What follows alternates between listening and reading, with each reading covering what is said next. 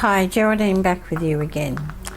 Now I know in a previous video I showed you how to do a double mitre so that you can make these lovely cloths with a double mitre.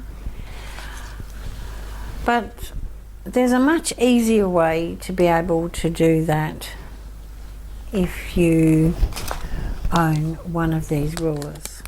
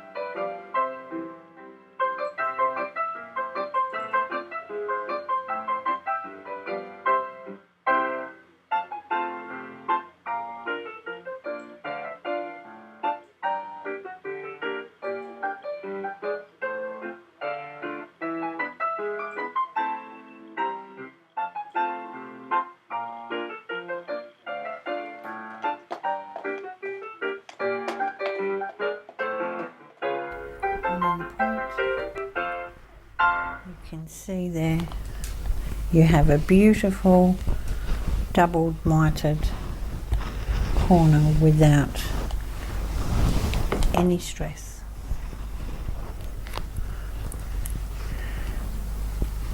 So then you'll just come back and stitch it in place. Now, as I said, this is 4 inches. There's 3-inch markings and 2-inch. One will, I'll just put this on here so that hopefully you can see. This one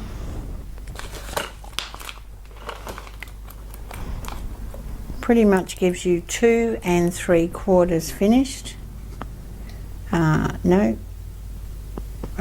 Yeah, 2 3/4 finished, down to, if you cut a 2-inch strip, it will be 3/4 of an inch finished. So there'll be a link below. If you have a look, there'll be a link in the description so that you can purchase one, and then we can ship it out to you wherever you are. So I hope you enjoyed that video. Hope you start doing some, not just mitred corners, double mitre. So it's pretty cool. That's it from me for now. I look forward to talking to you again soon. Bye for now.